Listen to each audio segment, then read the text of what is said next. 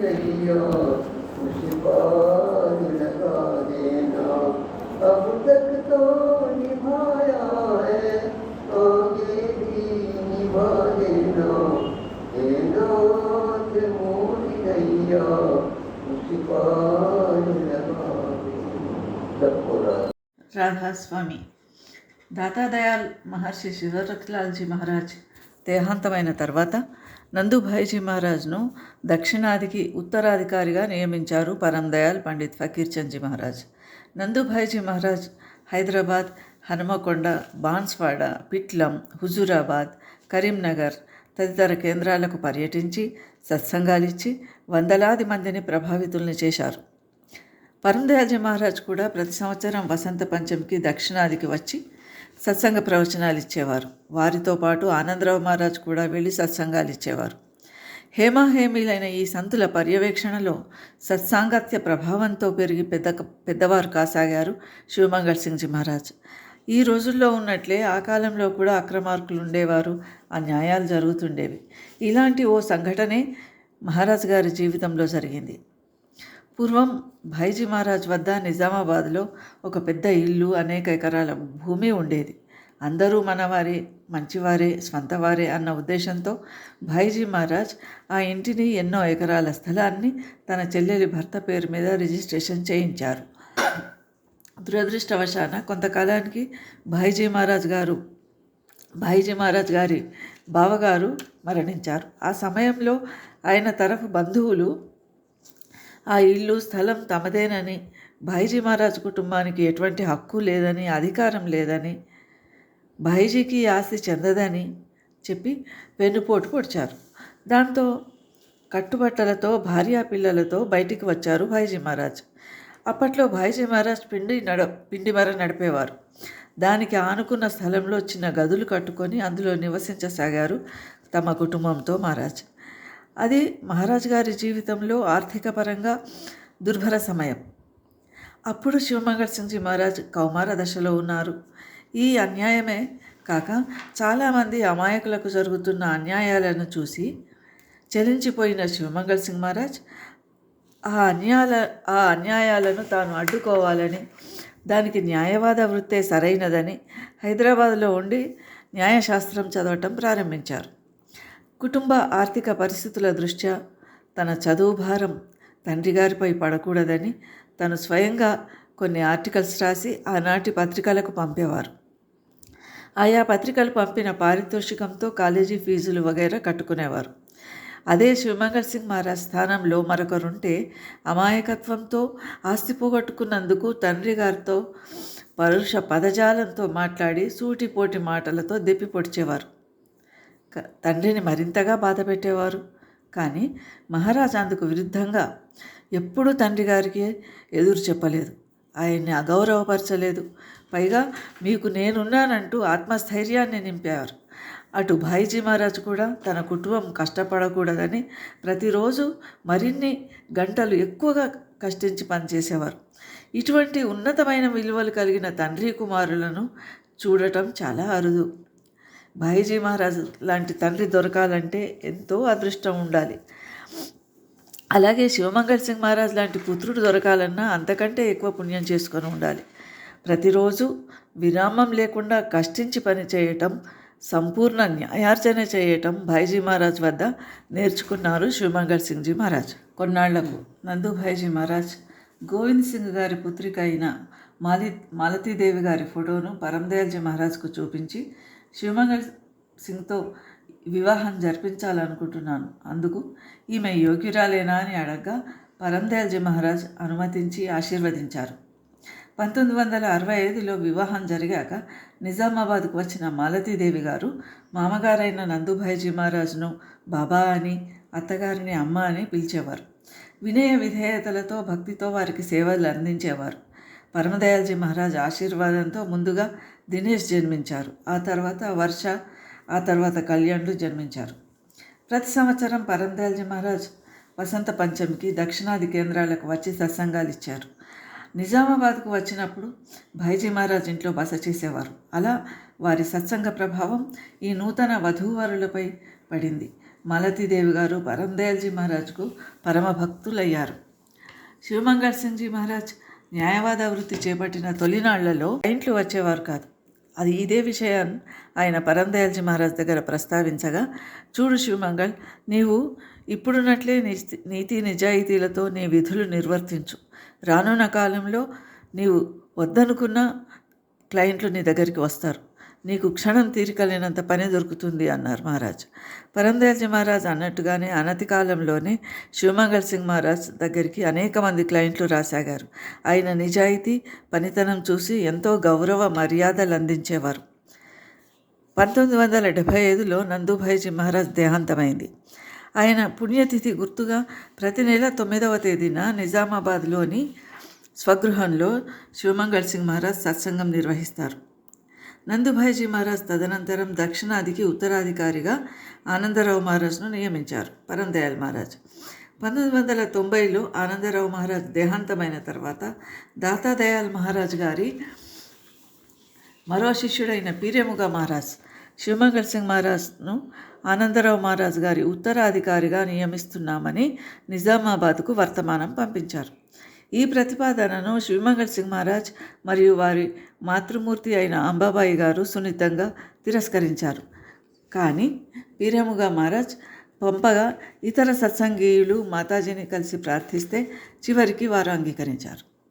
1990 ఉగాది పర్వదినాన Secunderabad AOC gate Radhaswami ఆశ్రమంలో ఆనందరావు మహారాజ్ గారి ఉత్తరాధికారిగా శివమంగళ్ సింగ్ మహారాజ్ బాధ్యతలు స్వీకరించారు. అప్పటి నుండి హైదరాబాద్, నిజామాబాద్, హుజూరాబాద్, కరీంనగర్, పిట్లం, బాన్స్వాడ తదితర కేంద్రాలన్నింటికీ పర్యటించి సత్సంగాలు ఇస్తున్నారు. ఆనందరావు మహారాజ్ సత్సంగీయులందరినీ సొంత తోబుట్టువుల్లా, సొంత బిడ్డల్లా ఆదరిస్తూ సత్సంగీయులందరికీ ఇంటి పెద్దలా ఉండేవారు. ఆనందరావు మహారాజ్ దేహాంతమయ్యాక పెద్ద దిక్కును కోల్పోయిన సత్సంగీయులకు శివమంగళ్ సింగ్ మహారాజ్ ఒక వెలుగు దిక్కుగా నిలిచారు. గత 34 సంవత్సరాలుగా ఒకవైపు ఉత్తరాధికారిగా సంత్గా సత్సంగ బాధ్యతలు నిర్వహిస్తూ, మరోవైపు తన న్యాయవాద వృత్తి బాధ్యతలను, కుటుంబ బాధ్యతలను సమర్థవంతంగా నిర్వహిస్తున్నారు. అందరితో ఎంతో ప్రేమగా, పక్షపాతరహితంగా వ్యవహరిస్తారు. నాతో పాటు ఎంతోమంది సీనియర్ సత్సంగీయులు మహారాజ్ను కొన్ని దశాబ్దాలుగా చూస్తున్నాం. గడిచిన ఈ 34 ఏళ్లలో శివమంగళ్ సింగ్ మహారాజ్ ఎవరి మీద కోపగించుకోవడం కానీ, పరుషంగా మాట్లాడటం కానీ, అహంకరించటం కానీ, ఇతరుల మనసును గాయపరచటం కానీ ఏనాడూ చేయలేదు. మహారాజ్ తమ సంతానానికే కాక సత్సంగీయులందరికీ తల్లిగా, తండ్రిగా, గురువుగా భావింపబడుతున్నారు. మహారాజ్ను ఇష్టపడని వారెవరూ ఉండరు. చాలామంది సత్సంగీయులు తమ నవజాత శిశువులకు మహారాజ్చే నామకరణం చేయిస్తుంటారు. మరికొందరు తమ పిల్లలకు అక్షరాభ్యాసం చేయిస్తుంటారు. వారందరిపై దయ చూపి ఆశీర్వదిస్తుంటారు మహారాజ్. 1991 నుండి 2001 మధ్యకాలంలో ప్రభుత్వ న్యాయవాదిగా నియమితులైన మహారాజ్ శ్రీరామ్ సాగర్ ప్రాజెక్టుకు సంబంధించిన కేసులు, ప్రభుత్వానికి సంబంధించిన ఇతర కేసులు వాదించేవారు. ఆ సమయంలో శివమంగళ్ సింగ్ మహారాజ్ స్థానంలో వేరొక న్యాయవాది ఉన్నట్లయితే ఎన్నో అక్రమాలకు పాల్పడి కోట్లాది రూపాయలు సంపాదించేవారని, శివమంగళ్ మహారాజ్ మాత్రం ఎలాంటి ప్రలోభాలకు లొంగకుండా నిజాయితీగా వ్యవహరించి న్యాయం వైపు నిలిచి కొన్ని కోట్ల రూపాయలని సైతం తృణప్రాయంగా వదిలేసి ఎంతో ఆదర్శవంతంగా విధులు నిర్వహించారని ఇప్పటికీ ఈనాటికి న్యాయవాద వర్గాలు చర్చించుకుంటాయి. కనుక తోటి న్యాయవాదులే కాక న్యాయమూర్తులు, జడ్జీలు సైతం మహారాజ్కు విశేషమైన గౌరవ మర్యాదలు ఇస్తారు. అంతేకాదు మహారాజ్ గురించి ఆ కాలం నాటి నక్సలైట్లకు సైతం తెలిసింది. ఆ రోజుల్లో నక్సలైట్లు డబ్బున్న శ్రీమంతుల ఇళ్లలో బాగా పేరొందిన డాక్టర్లు, లాయర్లు, వ్యాపారస్తులు వంటి వారి ఇళ్లలో తమకు లక్షలాది రూపాయలు ఇమ్మని డిమాండ్ చేస్తూ కరపత్రాలు వేసేవారు. కానీ మహారాజ్ గారికి ఎప్పుడూ అలాంటి కరపత్రాలు, లేఖలు పంపలేదు. ఒకసారి మహారాజ్ గారి ధర్మపత్ని మాలతీదేవి తన 3 పిల్లలతో హైదరాబాద్ నుండి నిజామాబాద్కు రైల్లో వస్తున్నారు. మార్గమధ్యంలో నక్సలైట్లు కామారెడ్డి వద్ద ఆ రైలును అదుపులోకి తీసుకొని ప్రయాణికులందరినీ నిర్బంధించారు.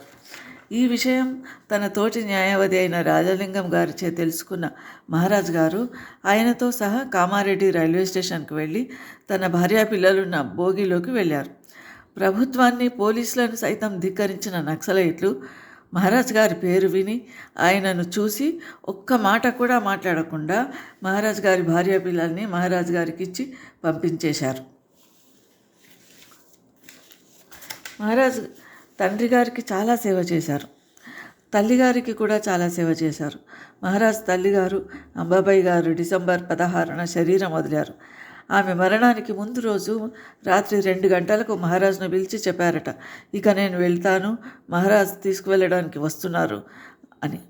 మర్నాడు ఉదయం టీ తీసుకొని వేరే చోట పడుకొని మహారాజు వచ్చారు, ఇక నేను వెళ్తున్నా, మీరంతా కార్యక్రమాన్ని త్వరగా ముగించండి, ఆకలితో బాధపడకండి, 12 గంటలలోగా కర్మకాండలు ముగించి భోజనాలు చేయండి అందట.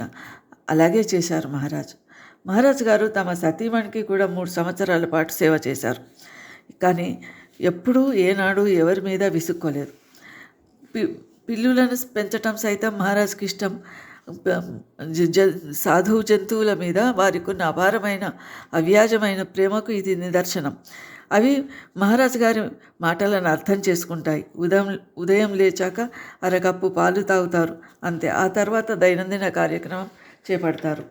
ఇప్పటికీ తమ పనులు తామే చేసుకుంటారు. రాత్రి 11 గంటల వరకు కేసులకు సంబంధించిన అఫిడవిట్లు తామే స్వయంగా రాస్తారు, తర్వాత టైప్ చేస్తారు, మర్నాడు కోర్టులో దాఖలు చేయడానికి వెళ్తారు. ఇప్పటికీ స్వయం సంపాదన మీదనే ఆధారపడతారు, ఎవరి మీద ఆధారపడరు.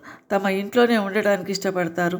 తన స్వహస్తాలతో మహారాజుల ఫోటోలకు అలంకరణ చేసి హారతి చేస్తారు. ఇతరులు ఎవరు కల్పించుకొని పనిచేస్తున్నా అంగీకరించరు. ఉత్తరాన గంగానది, దక్షిణాన గోదావరి నది లాగా ఉత్తరాదిలో హుజూరు విజయదయాల్ శూన్యోజీ మహారాజ్, దక్షిణాదిలో శివమంగళ్ సింగ్జీ మహారాజ్ తమ ప్రవచనాలతో వందలాది మంది సత్సంగీయులకు ఆధ్యాత్మిక మార్గదర్శనం చేస్తున్నారు.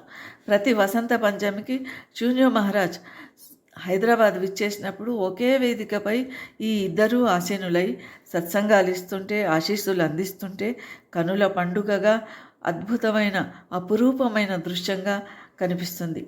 ప్రతి నెల నిజామాబాద్లో 9వ తేదీన నిర్వహించే సత్సంగానికి వెళ్ళినప్పుడు మహారాజు గారి సతీమణి మాలతీదేవి గారి దర్శనం కూడా లభించేది. ఆమె మహారాజుకు అన్ని సందర్భాలలో తోడు నీడగా అండగా నిలిచిన ఆదర్శ మహిళ. మహారాజు గారి అభీష్టానికి విరుద్ధంగా ఏ పని ఏనాడూ చేయలేదు. తమ 58 సంవత్సరాల గృహస్థ జీవితంలో తనకు ఇది కావాలి అని ఆమె ఏ రోజు అడగలేదని చెప్తారు మహారాజ్. అంతేకాదు, మాలతీదేవి గారు తమ సంతానాన్ని సైతం క్రమశిక్షణతో పెంచి వారిని నిజాయితీపరులుగా, ఉత్తమ పౌరులుగా తీర్చిదిద్దారు. ఒకనాడు మహారాజ్ ఆఫీస్ రూమ్లో కూర్చుని ఉండగా ఇంటి ముందుకు ఒక ఆవు వచ్చింది. గోమాతకు ఎంతో ప్రేమగా రొట్టె తినిపించారు మహారాజ్. మర్నాడు 2 ఆవులు వచ్చాయి, వాటికి కూడా రొట్టెలు తినిపించారు. ఆ తర్వాత రోజు నుండి చాలా ఆవులు రాసాగాయి. వాటి కోసం బ్రెడ్ తెప్పించసాగారు మహారాజ్. కొన్ని రోజుల తర్వాత కొందరు సత్సంగీయులు ఇది చూసి, మహారాజ్ వాటికి ఈ రొట్టెలు బ్రెడ్ల కంటే పచ్చగడ్డి ఇష్టం, గడ్డిని తెప్పించండి అని సలహా ఇచ్చారు. దాంతో ప్రతి సాయంత్రం అనేకమైన ఆవులు వచ్చి మహారాజ్ గారి ఇంటి ముందు నిలిచేవి. అవి మహారాజ్ ఆంతర్యాన్ని అర్థం చేసుకుంటాయి, భాషను అర్థం చేసుకుంటాయి. మహారాజ్ వాటి కోసం ప్రత్యేకంగా పచ్చగడ్డి తెప్పించి అందించేవారు, తినిపించేవారు. ఇలా మహారాజ్ మూగజీవులకు చేస్తున్న సేవ గురించి ఆ నోట ఈ నోట స్థానిక వార్తాపత్రికలకు చేరింది వార్త. లోకల్ న్యూస్ పేపర్లో మనసున్న మహారాజు శీర్షికతో వ్యాసం ప్రచురించబడింది. ఆ తర్వాత ఇంకా మరికొన్ని వ్యాసాలు ప్రచురితమయ్యాయి. ఇది చూసి మిగతా ప్రాంతాల్లోని సత్సంగీయులు సైతం గోసేవ చేయటం ప్రారంభించారు. ఒక ఉత్తరాధికారి ఎలా వ్యవహరించాలో నిరూపించిన దార్శనికుడు మన శివమంగళ్ సింగ్ మహారాజ్. ఒక సంత్గా, త్యాగ వైరాగ్యాలకు ప్రతీకగా, మంచి గృహస్థుగా ఆయనను ఉదాహరించుకోవచ్చు. సత్సంగీయులు ఎటువంటి కానుకలు ఇచ్చినా తీసుకోరు. కనీసం పండ్లు పువ్వులు ప్రసాదాలు ఇచ్చినా తిరిగి వారికే ఇస్తారు. గురువుకు సేవ చేయటం అంటే కొందరు అనుకునేలా వంగి వంగి నమస్కరించటమో, మోకరిల్లటమో, కానుకలు అందించటమో, ధనం ఇవ్వటమో కాదు. గురువు గారికి సేవ చేయటం అంటే ఆయన నడుస్తున్న బాటలో మనము నడవటం, ఆయన ఉపదేశాలను తూచా తప్పకుండా సత్యసంధతతో, నిజాయితీతో, ప్రేమతో పాటించటమే అసలైన సేవ, గురుభక్తి. ఆయన వలనే కడిగిన ముత్యంలా నిష్కళంకంగా జీవించడమే అసలైన సేవ. శివమంగళ్ సింగ్ మహారాజ్ జీవితం చూస్తుంటే ఓ కవిగారి కవితా పంక్తి గుర్తుకొస్తుంది. జో అస్లీ మోతీ హోతీ హై వహ్ బినా రంగ్ కీ హోతీ హై అంటారు ఆయన. అసలు సిసలైన ముత్యానికి ఏ రంగు ఉండదు. Simple living and high thinking అనే పంక్తికి ఉక్తికి ఉదాహరణగా మహారాజ్ను చెప్పుకోవచ్చు. అటు సామాజిక పరంగా చూసినా, వ్యక్తిపరంగా చూసినా, ఆధ్యాత్మిక పరంగా చూసినా ఎటువంటి మచ్చ మాలిన్యం లేని అరుదైన మణిపూస మన మహారాజ్. అసలైన సంత్ మహాత్మునికి నిజమైన నిలువెత్తు సాకార రూపం శివమంగళ్ సింగ్జీ మహారాజ్. 24 క్యారెట్ల మేలిమి బంగారం, స్వచ్ఛమైన కళంకం లేని బంగారం శివమంగళ్ సింగ్జీ మహారాజ్. ఈ దేశమే